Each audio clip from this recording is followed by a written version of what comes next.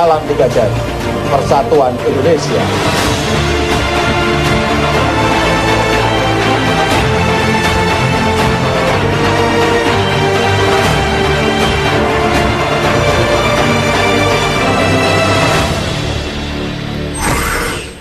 Pemirsa, setelah wacana penambahan komisi dikritik oleh sejumlah pengamat, rapat pimpinan DPR memutuskan untuk tidak menambah jumlah komisi di lembaga tersebut. Komisi itu nanti akan ada. Wakil Ketua DPR dari fraksi Partai Demokrat, Agus Hermanto, mengatakan rapat pimpinan DPR telah sepakat untuk mempertahankan jumlah komisi seperti yang ada saat ini, yaitu 11 komisi. Agus mengatakan salah satu alasan untuk mempertahankan jumlah komisi adalah karena DPR ingin segera bekerja pasca terbentuknya pemerintahan baru. Dia khawatir penambahan komisi akan mengakibatkan penyesuaian kerja lagi bagi anggota DPR. Yang kita sampaikan bahwa komisi tetap, yaitu 11 komisi dan alat kelengkapan lainnya, tentunya seperti periode sebelumnya adalah kita tidak ada perubahan, tidak ada penambahan komisi, dan ini tentunya kita hanya ingin juga supaya waktu yang tersedia ini betul-betul bisa lebih efektif. Nanti barangkali setelah ini besok kita rapat dengan pimpinan fraksi dan akhirnya akan kita sahkan di dalam paripurna kemungkinan hari Kamis. Agus tidak memungkiri adanya perbedaan pendapat di antara pimpinan DPR saat ini. Rencananya keputusan ini akan disahkan pada rapat paripurna yang akan berlangsung hari Kamis mendatang. Sebelumnya wacana pengembangan komisi ini sempat mendapat kritikan karena dituding akan mengakibatkan pemborosan anggaran dan dicurigai sebagai upaya untuk membagi-bagi kekuasaan. Sementara kerja komisi DPR selama ini dinilai juga belum optimal. Saya kira yang paling kental kemudian terlihat itu adalah itu mekanisme untuk bagi-bagi jatah saja ya. Selama ini 11 kursi, 11 komisi yang ada di DPR belum bisa menunjukkan produktivitas yang memadai. Selain komisi yang tidak dimekarkan, Rapim DPR hari ini juga akan tetap mempertahankan komposisi alat kelengkapan. Tim Liputan, Metro TV. Iya, pemirsa, rencana pemekaran komisi di DPR ternyata dibatalkan oleh para pimpinan legislatif. Keputusan tersebut diambil dalam rapat pimpinan siang hari ini. Apakah keputusan itu sudah final atau masih akan terpental lagi dalam rapat paripurna yang diagendakan hari Kamis mendatang? Atau mungkin apakah inilah awal komitmen koalisi Prabowo di parlemen untuk mengawal jalannya pemerintahan Jokowi JK 5 tahun ke depan. Kami akan membahasnya dengan sejumlah narasumber yang sudah hadir di studio pada malam hari ini. Bersama saya sudah ada politikus PDI Perjuangan, anggota fraksi PDI Perjuangan di DPR, Mas Arief Wibowo. Selamat sore. Selamat sore. Mas Arief, dan juga ada analis dari Poltreking Institute, Mas Hanta Yuda. Selamat sore, Mas Wahyu. Terima kasih sudah hadir di studio. Dan juga ada dari DPR, gedung DPR, ada Wakil Ketua DPR Agus Hermanto. Selamat malam, Pak Agus. Selamat malam, Assalamualaikum warahmatullahi wabarakatuh. Waalaikumsalam warahmatullahi wabarakatuh. Saya ingin langsung ke Anda, Pak Agus. Boleh dikonfirmasi mengenai apa yang dihasilkan dalam rapat pimpinan DPR Anda berlima siang tadi yang kabarnya menghasilkan sejumlah kesepakatan terkait pembahasan alat kelengkapan DPR?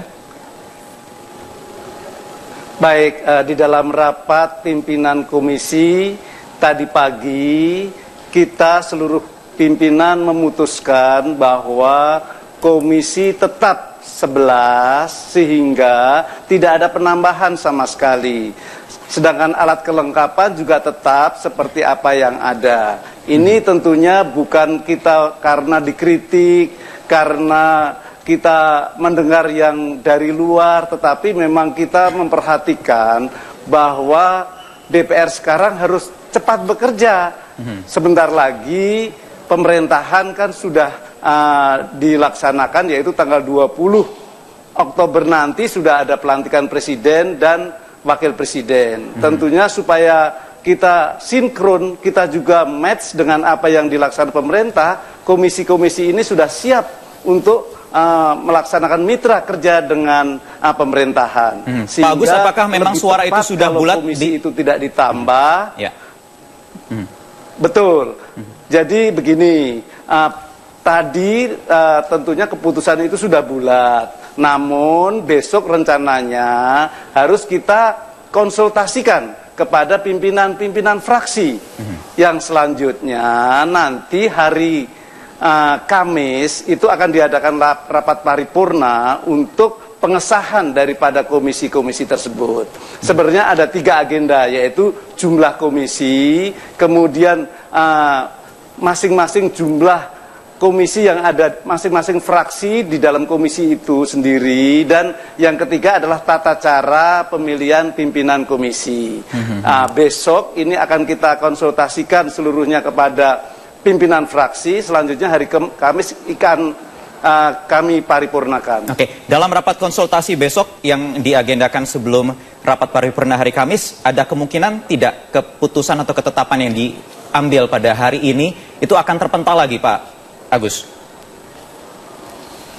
Biasanya yang sudah-sudah itu biasanya kalau sudah putus di dalam rapat pimpinan komisi ataupun maksud kami putus di dalam rapat pimpinan DPR RI, itu tidak terjadi perubahan ataupun gejolak di masing-masing fraksinya. Namun kita juga tidak bisa melihat seperti itu saja. Yang penting besok harus kita laksanakan konsultasi dengan pimpinan-pimpinan fraksi untuk meyakinkan selanjutnya lebih mulus lagi, lebih cepat lagi supaya disahkan di dalam paripurna. Oke, saya ingin ke Mas Arief Wibowo dulu. Mas Arief, ada kabar yang mungkin cukup baikkah buat koalisi Jokowi JK, karena ini juga yang dikhawatirkan rekan-rekan di PD Perjuangan, PKB, Hanura dan juga Nasdem, termasuk P3 belakangan ini terkait rencana pemekaran komisi yang dituding itu dikhawatirkan akan menjadi ajang bagi-bagi jatah kursi. Ya, sampai sejauh ini kita masih menunggu, ya, terutama karena fraksi PD Perjuangan kan belum diajak bicara juga, dan fraksi-fraksi yang lain, ya. Dan itu kan tadi sudah disampaikan oleh Mas Hermanto sebagai keputusan yang diambil oleh pimpinan DPR. Saya kira pimpinan komisi sudah tidak ada semua, tinggal pimpinan DPR, dan tentu itu nanti akan ditawarkan atau dikomunikasikan dengan pimpinan-pimpinan fraksi yang ada di DPR, ada 10 fraksi. Nah, sejauh mana nanti reaksi, apresiasi dari masing-masing fraksi, saya kira ini menjadi hal yang penting, dan besok coba kita akan ikuti perkembangannya sampai sejauh mana. Tetapi yang ingin saya katakan sebenarnya begini, selain kemungkinan seperti yang disampaikan oleh banyak pihak bahwa pemekaran komisi jika itu jadi dilanjutkan adalah terkait dengan pemborosan, ya, anggaran, kemudian itu karena menyangkut akan bertambahnya para pimpinan, fasilitas, dan konsekuensinya adalah dana. Kemudian kedua juga adalah menyangkut aspek tugas pokok dan fungsi.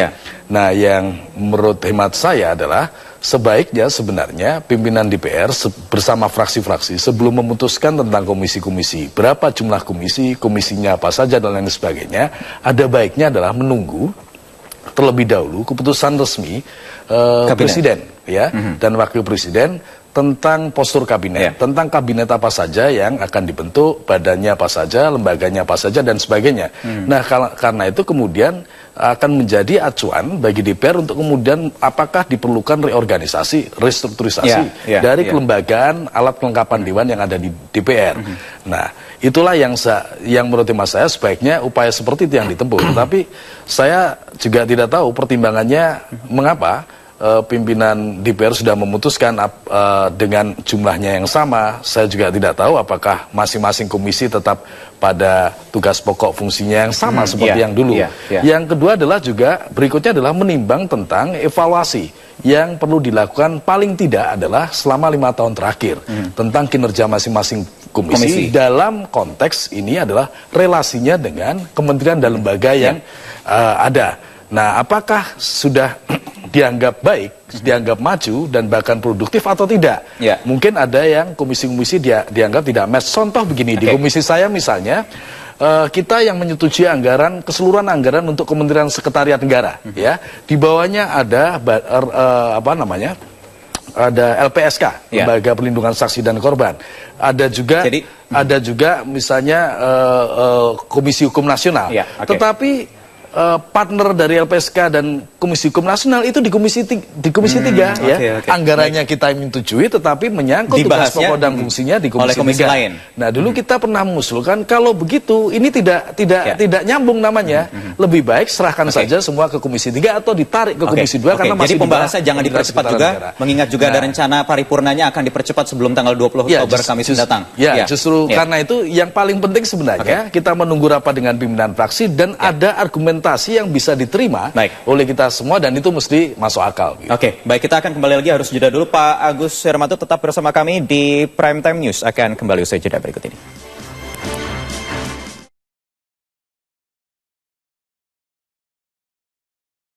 Ya, kita lanjutkan perbincangan kita pada malam hari ini. Saya ingin ke Mas Hanta dulu. Mas Hanta, apa yang Anda lihat, yang Anda tangkap kira-kira dari dinamika yang berkembang ini begitu dinamis? Apakah jangan-jangan ini menyambut baik dari hasil pertemuan Jumat malam kemarin antara Presiden terpilih Pak Jokowi dengan 3 pimpinan lembaga tinggi negara, sehingga diteruskan lagi sekarang oleh pimpinan DPR?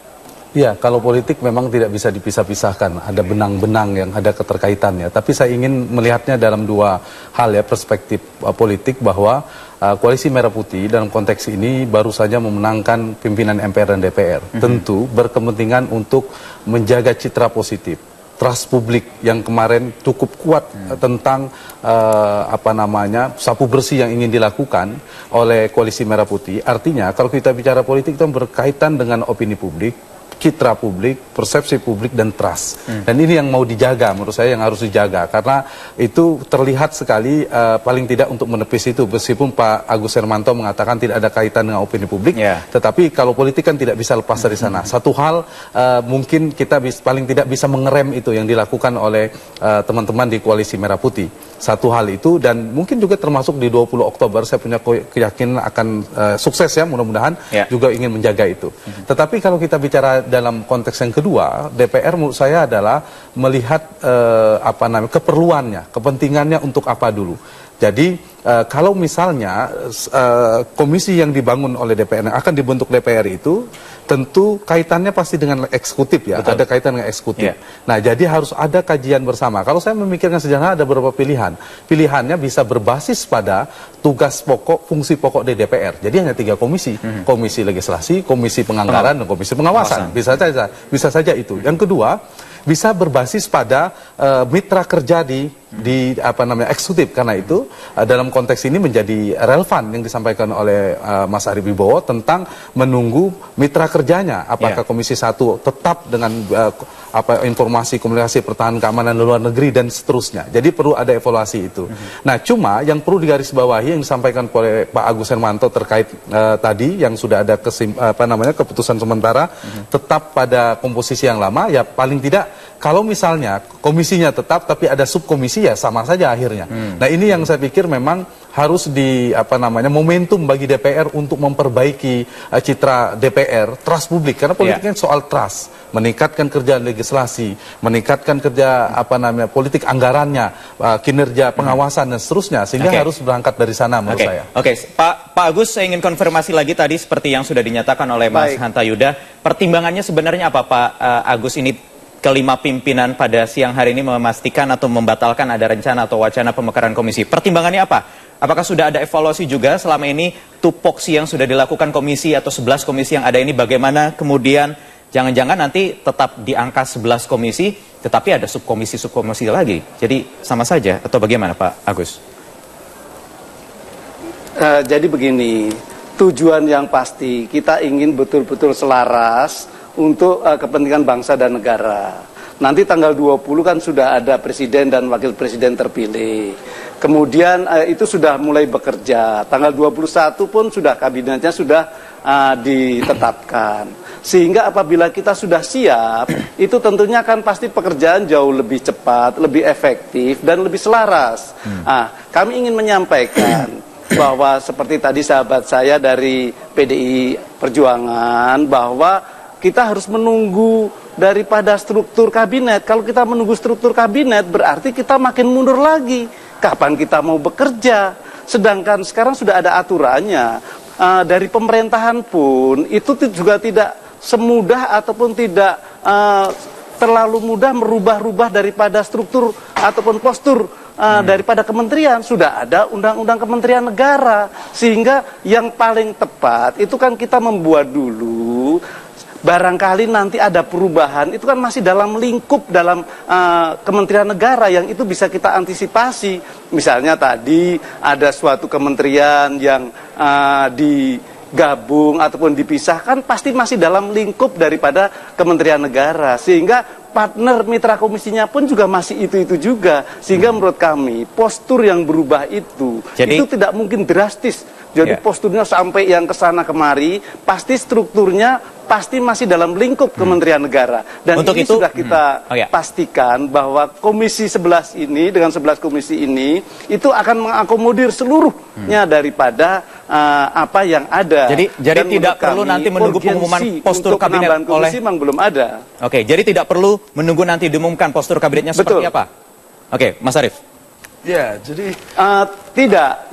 Saya pikir tidak perlu harus seperti itu. Baik. Ya, jadi memang ada undang-undang kementerian, tapi kan undang-undang kementerian itu sudah jelas. Kementerian tidak lebih dari 34, tugas pokok fungsi kementerian yang sebaiknya diadakan oleh presiden terpilih siapapun, itu adalah menyangkut misalnya soal pemerintahan, politik dalam negeri, pertanian dan lain sebagainya. Tapi bukan itu maksud saya. Ini kan kaitannya dengan beban kerja di setiap komisi, ya. Hasil evaluasinya seperti apa? Jadi Mas Agus saya ingatkan, karena kemarin tidak ada perubahan yang drastis, berarti karena terus presidennya kan 2 kali adalah 2 periode adalah presiden yang sama, Pak SBY. Jadi saya kira memang ketika Pak SBY kemudian terpilih lagi, ya memang tidak perlu ada perubahan. Sehingga pada tahun 2009 itu memang dari apa yang sudah dilakukan DPR ini memang dilakukan sebelum pelantikan. Sebelumnya. Nah, ini kan presidennya ganti, gitu kan, punya visi dan misi yang barangkali berbeda, ya. Pada dasar-dasar atau ide-ide politiknya juga berbeda tentang apa yang disebut dengan tugas pokok fungsi kabinet yang baru seperti apa, posturnya bagaimana dan lain sebagainya. Nah, maksud saya bersabar. Jadi kalau dikatakan misalnya jangan menghambat supaya DPR bisa bekerja, ya saya kira realistis lah. Waktu kita sampai dengan pelantikan ini kan tinggal berapa hari. Emang DPR mau ngapain? Kan sama-sama DPR juga ngerti apa yang harus dilakukan, dikerjakan.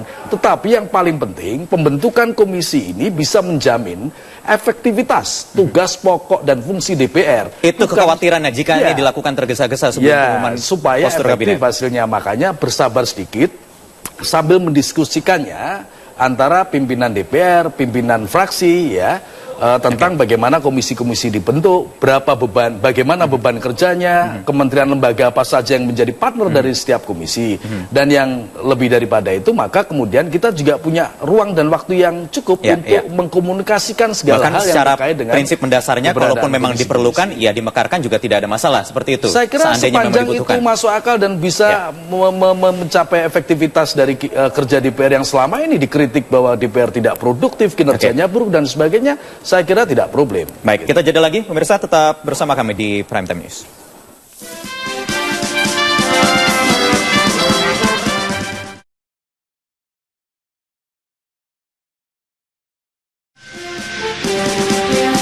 Ya, kembali di Prime Time News, kita akan lanjutkan perbincangan. Saya ingin kembali ke Mas Arief dulu sebelum nanti saya akan konfirmasi lagi ke Mas Hatta. Mas Arief, kita bicara tata cara mekanisme. Kalau mengacu ke Undang-Undang MD3 yang baru adalah mekanisme nanti pemilihan pimpinan alat kelengkapan DPR ini akan sama seperti kemarin pimpinan DPR MPR. Artinya peluangnya juga cukup besar bahwa nanti alat kelengkapan ini akan kembali diisi lagi oleh... Oh iya, kalau cara berpikirnya masih seperti kemarin dan ini sistemnya paket yang dimaksud sebagaimana yang dicontohkan secara telanjang di dalam pemilihan pimpinan DPR, saya kira ya akan sama saja.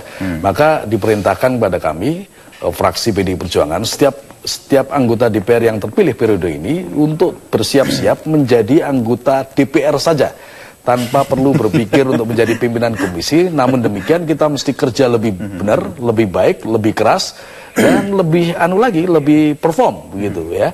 Karena posisinya kan anggota, tidak terlibat sebagai pimpinan di komisi-komisi. Nah, namun demikian saya tidak tahu apakah komunikasi yang dibangun sudah semakin lebih baik, lebih positif ke depan dalam rangka penataan di setiap komisi atau tidak. Nanti kita akan lihat. Tetapi yang paling penting menurut saya adalah pembentukan komisi-komisi itu mesti memiliki basis argumentasi yang kuat, hasil dari evaluasi selama setidaknya 5 tahun perjalanan Dewan Perwakilan Rakyat Republik Indonesia yang kemarin ya, yang dikritik oleh banyak kalangan, oleh publik sebagai DPR yang kinerjanya kurang begitu baik, tidak produktif, terutama pada aspek legislasi, tidak saja jumlah undang-undang yang diterbitkan, tetapi juga kualitas dari undang-undang itu sendiri. Nah, karena itu menurut hemat saya tidak perlu terburu. Kita paling tidak sediakan waktu seminggu untuk membahas soal berapa jumlah komisinya apa saja dan sebagainya secara lebih serius sehingga nanti bisa menjadi basis bagi berfungsinya Dewan Perwakilan Rakyat Republik Indonesia di periode yang sekarang ini 2014 sampai 2019 menjadi dewan yang efektif untuk segala hal. Oke, Mas Hanta, kalau seandainya nanti ya karena ini peluangnya cukup besar, pos-pos di alat kelengkapan ini termasuk komisi, kemudian nanti juga ada balik, kemudian banggar, dikuasai kembali oleh orang-orang atau orang-orang dari partai politik atau fraksi pendukung koalisi pendukung Prabowo, apa jadinya dan apa kira-kira strategi yang harus disiapkan oleh berarti kan koalisi kalau dari Jokowi Pak di Agus parlemen? Hermanto maupun Pak Arief Wibowo punya basis argumentasi, saya pikir jelas. Tapi saya ingin masuk pada perspektif konstelasi dan kontestasi politik ya, seperti apa kalkulasi politiknya. Nah, kenapa? Kalau kita melihat ada dua ya perspektif yang bisa kita baca. Satu, kalau ini dilakukan lebih awal sebelum pengumuman kabinet, ini tentu sangat menguntungkan koalisi di luar pemerintahan atau koalisi Merah Putih. Karena ini kalau bicara koalisi itu kan karena basis kedekatan spektrum ideologi yang pertama. Ini tidak relevan untuk menjelaskan hari ini. Yang kedua karena irisan, kedekatan, platform atau kebijakan. Ini juga saya pikir tidak begitu relevan kita bahas. Yang ketiga adalah karena power sharing, karena kursi. Dan ini yang paling relevan. Nah, karena itu, kalau misalnya itu dilakukan sebelum, momentumnya sangat dekat. Kemarin ada koalisi yang sukses. Ini cerita sukses dari koalisi Merah Putih di pemilihan pimpinan DPR, pimpinan MPR, MD3 dan seterusnya yang katanya di scoring sampai 5-0 itu. Nah, kalau ini dilanjutkan, maka ada momentum untuk kembali melakukan hal yang sama.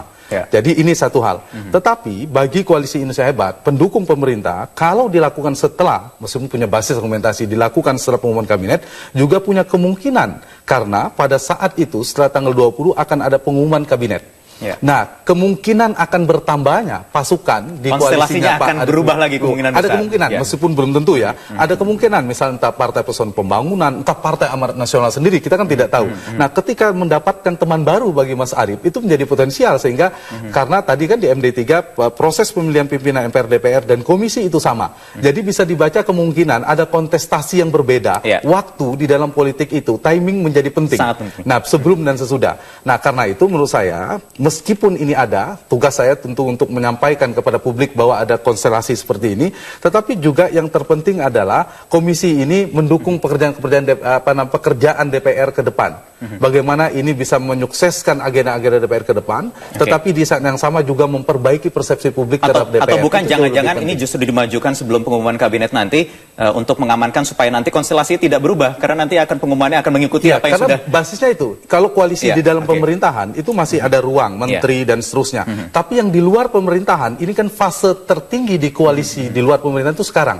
Setelah ini tidak ada lagi. Apa kue tanda politik ya, sudah tanda tidak politik ada yang yang bisa akan dibagikan apa. Sehingga ini sangat mungkin kecuali undang-undang pilkada kembali ke DPRD, Perpu gagal, itu masih mungkin matriksnya dibagi lagi, dapat gubernur, bupati, wali kota di mana. Nah, kalau itu tidak ada, setelah pimpinan komisi, alat pengikat bagi koalisi Merah Putih itu sangat berat sekali. Perekatnya apa untuk ditarik. Nah, kalau hari ini sebelum pelantikan kabinet bisa menjadi alat pengikat yang kuat. Jadi kalau kita bagikan ini momentum parlemen, kemudian setelah tanggal 20 itu eksekutif di ranah eksekutif yang lebih leading, karena itu di tanggal 20 ini menjadi penting sebelum dan setelah. Oke, baik Pak Agus, apakah ini semacam upaya ada alat pengikat supaya koalisi Merah Putih atau pendukung Prabowo ini bisa solid sebelum nanti diumumkan kabinet? Tahan sebentar jawabannya, Pak Agus Hermanto. Kita akan jeda kembali di Prime Time News sesaat lagi.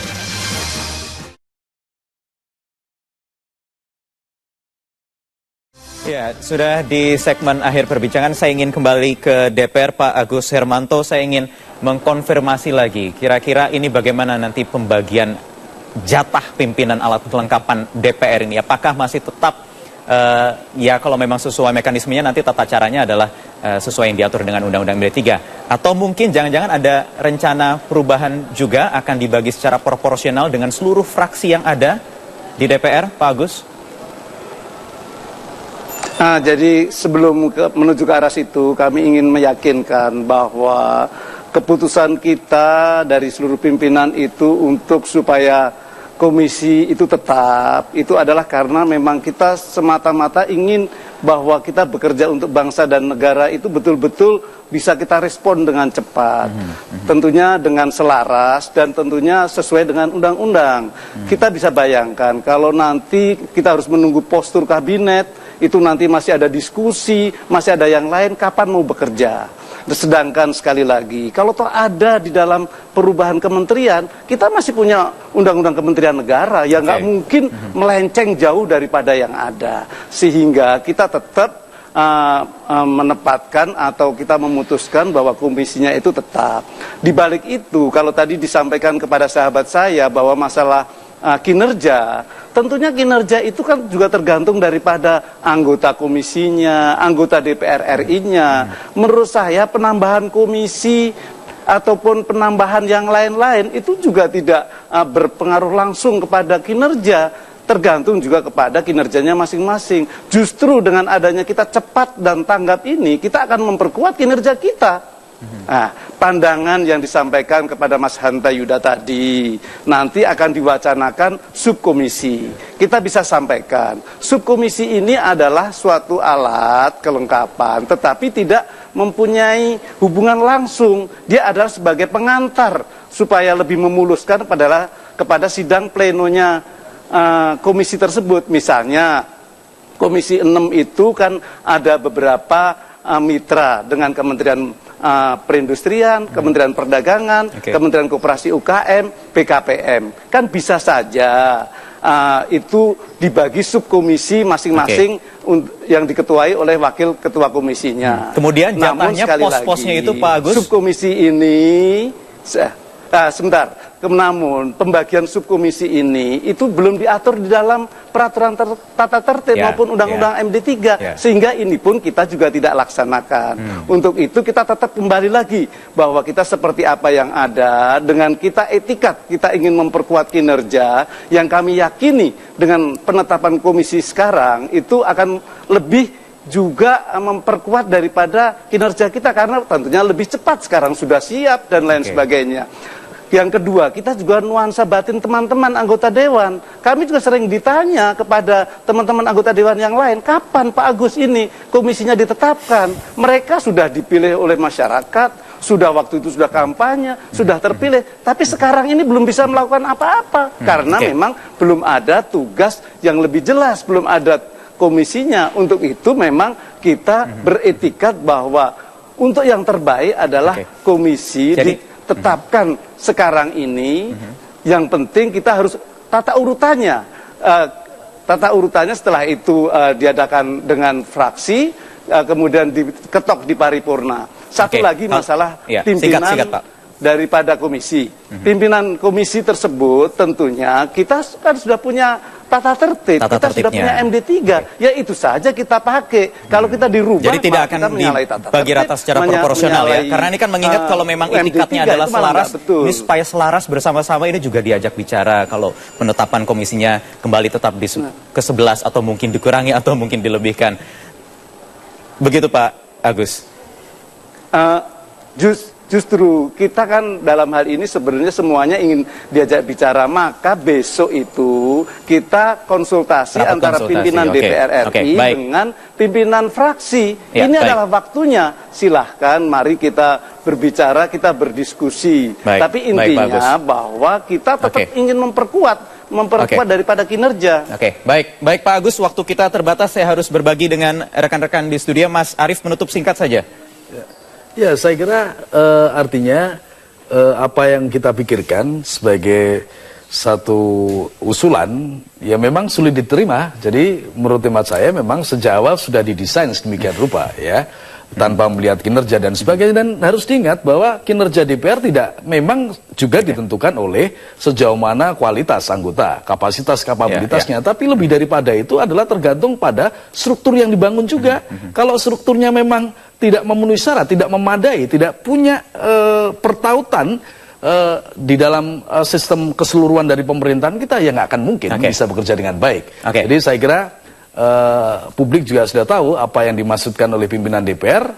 Tentu kerangkanya tidak lebih adalah kerangka yang sifatnya politis. Baik, Mas Hanta, singkat 20 detik kalau bisa. Ya, kalau dibaca tadi sudah jelas tetap komisinya, katakan tidak ada subkomisi, tapi Pak Agus Hermanto menggarisbawahi tadi bahwa mengikuti proses pemilihannya sesuai dengan Undang-Undang MD3. Berarti kalau petanya gampangnya, kendati pun katakanlah P3 yang belum jelas ini kemudian bergabung ke koalisinya Pak Arief, itu 37 ditambah 7% hanya 44%. Masih koalisi Merah Putih plus Partai Demokrat penyeimbang yang politik zigzagnya itu ujung-ujung selalu dapat power sharing yang cukup bagus. Kita nantikan saja. Mudah-mudahan tema kita titik temu Jokowi Parlemen, titik mudah-mudahan nanti adalah ada titik temunya. Konstitusi dan kepentingan rakyat. Ya, karena sudah ada semangat yang dibangun kemarin Jumat malam kemarin, kemudian hari ini juga walaupun konteksnya membahas soal rencana pelantikan, tapi mudah-mudahan ini spiritnya bisa dibawa ke bawah. Gitu ya Mas Hanta, terima kasih Mas Arief Wibowo. Pak Agus Hermanto, terima kasih sudah bersama kami di Prime Time News. Kami akan kembali usai jeda berikut ini dengan sejumlah informasi lainnya.